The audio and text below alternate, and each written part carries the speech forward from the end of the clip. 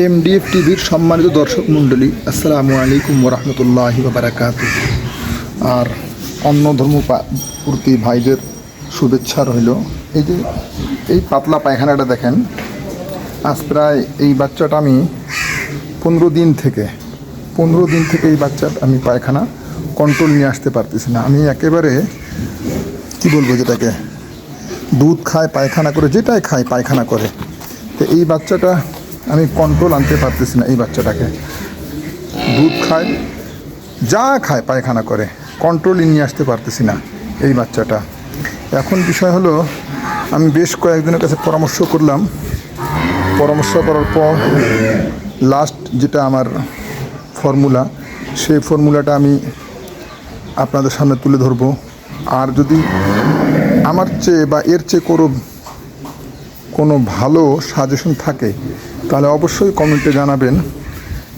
এই বাচ্চাটা মানে দুধ হজমে হচ্ছে না, দুধ খায় পায়খানা করে, দুধ খায় পায়খানা করে, দুধ খায় পায়খানা করে। এই যে এখন তো কম আছে, আজকে সকালবেলা আমি ওরসালাইন খাওয়াইছি, বিধায় একটু কম আছে। কিন্তু ওরসালাইন সবসময় তো খাওয়াইলে ভাই ঠান্ডা লাগে যাবে, এই জন্য আমি ওরসালাইন দিনে 2টা দিচ্ছি, তারপরে পায়খানা করতেছে।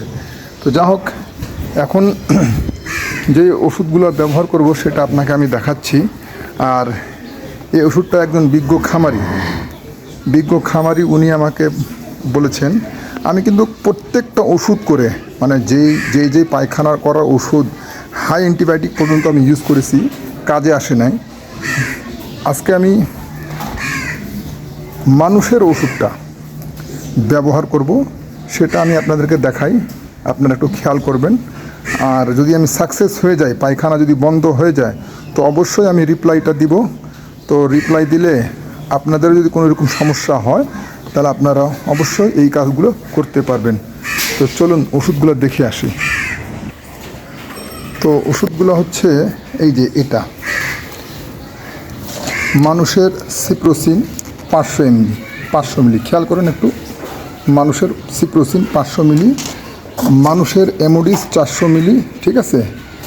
আর এটা হচ্ছে রাইস স্যালাইন, খেয়াল রাখবেন, রাইস স্যালাইন। এটা আমাকে একজন বিজ্ঞ খামারি বললো যে আপনি এটা খাওয়ান 3 দিন অথবা 5 দিন, দেখবেন পায়খানা চলে যাবে। আমি কিন্তু ভাই 15 দিন 20 দিন থেকে বাচ্চা নিয়ে ভুগতেছি, পায়খানা বন্ধ হয় না। তো লাস্ট আমি অনেক কিছু, যে অ্যান্টিবায়োটিকটা করলে পায়খানা যে ধরনের পায়খানা হোক চলে যায়, আমি সেটাও করেছি। মানে কি আর বলবো আপনাদেরকে, আমি এই জায়গা লজ্জিত, কিন্তু পারি নাই। বিধায় একজন বিজ্ঞ খামারি উনি আমাকে বলেছেন রাইস স্যালাইন সকালে একটা, দুপুরে একটা, রাত্রে একটা, অ্যামোডিস সকালে একটা, দুপুরে একটা, রাত্রে একটা, ওরকম সিপ্রোসিন সকালে একটা, দুপুরে একটা, রাত্রে একটা। তো যা হোক, এইভাবে কন্টিনিউ 3 দিন 5 দিন অথবা 7 দিন করবেন, ইনশাআল্লাহ বাচ্চার পায়খানা ঠিক হয়ে যাবে। এইভাবে খাওয়াবেন রাইস স্যালাইন, অ্যামোডিস, সিপ্রোসিন, তো বাচ্চার পায়খানা ইনশাআল্লাহ ঠিক হয়ে যাবে। তো এইভাবে কন্টিনিউ করবেন, ইনশাআল্লাহ বাচ্চার পায়খানা বন্ধ হয়ে যাবে। তা আজকে আমি এই কাজটা করব, ঠিক আছে। এই কাজটা করব 50 গ্রাম পানির মধ্যে বা 100 গ্রাম পানির মধ্যে একটি রাইস স্যালাইন, একটি এমোডিস আর একটি আপনার সিপ্রোসিন, এই 3টা ঘুলে একসঙ্গে খাওয়াবো।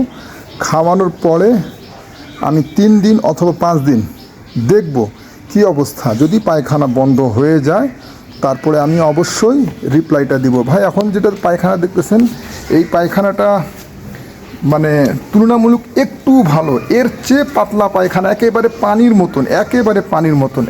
পানির মতন সে পায়খানা করে। দুধ খায় শরীর, এই জন্য শরীরটা তৈরি হচ্ছে না। আমি পর্যাপ্ত পরিমাণ দুধ খাওয়াইতাম 4 কেজি করে, এখন লাস্টে দুধ বন্ধ করে দিয়েছি ভাই। আমি দুধ বন্ধ করে শুধু ওরসালাইন খাওয়াচ্ছি। বাচ্চার বয়স বেশি দিন না, 26-27 দিন, কিন্তু এতক্ষণে বাচ্চা খুব তাগড়া মোটা হওয়ার কথা, কিন্তু দুধ হজম করতে পারতেছে না, বুঝতেই পারলাম না।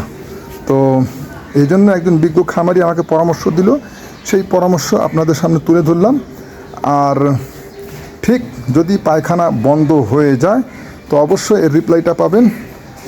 তো আমার খামারে যেই সমস্যাটা পাই, আমি সেই সমস্যা তুলে ধরার চেষ্টা করি।